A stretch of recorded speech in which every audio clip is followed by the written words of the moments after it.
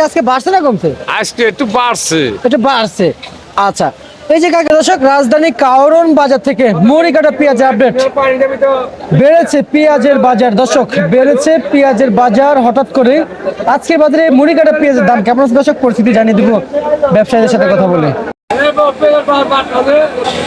আসসালামু আলাইকুম। ওয়ালাইকুম সালাম। কেমন আছেন? খুব ভালো আছি। কাকা ঠান্ডা কি বেশি পড়তেছে নাকি কাকা? এত মনে হয় একটু বেশি।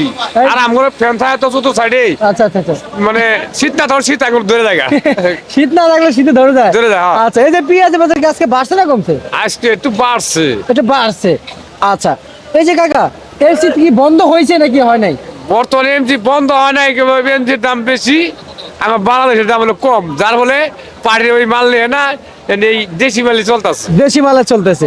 কাকা, এই তো ভারত থেকে তো হুঁশিয়ারি দিয়েছে যে ভারতীয় পেঁয়াজের দাম কমবে। আর এই কারণ ভারত এখনো আসতেছে না, আজকে বিগত কয়েকদিন ধরে নাকি?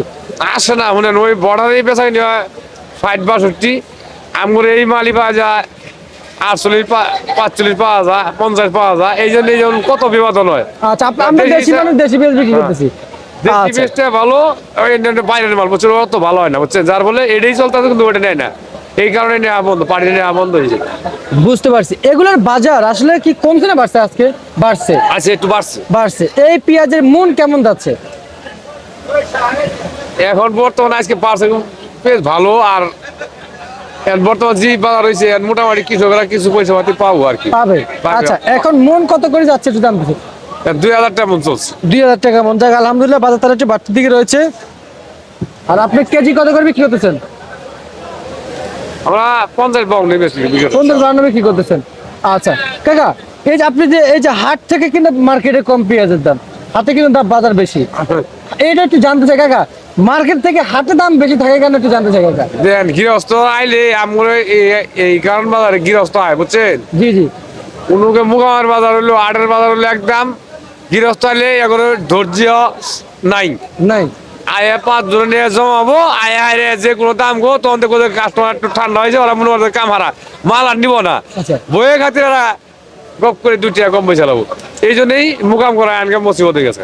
আচ্ছা আচ্ছা, এই জন্য হাটে বিক্রি, হাটে তো বসে থাকে, ছাড়ে না। আচ্ছা, মার্কেটে আইনে ছাড়ি দেয়। সাইড দে। আচ্ছা। আয়া তো মনে হয় যে এই মতো শেষ সীমানা। আচ্ছা আচ্ছা। যে দেশের বাইরে না ঢাকা, এটা হলো শেষ সীমানা, বুঝছেন। এই টাকাতে দেখো যে আসলে হিমহিম দেওয়া গেছে। আচ্ছা। তো নগর শরীর দুর্বল, ওই ২-৩ টাকা কম পয়সা আর ধরা খাই মানে কত যে ভাত খাওয়ার শেষে কয়টা আমরা রেখে দেয়, ওটা কৃষক রেখে দেয় না, খেয়ে ফেলে। মানে একবার শেষ সীমানা এসে এরা তোর দর্জি শেষ হয়ে যায়।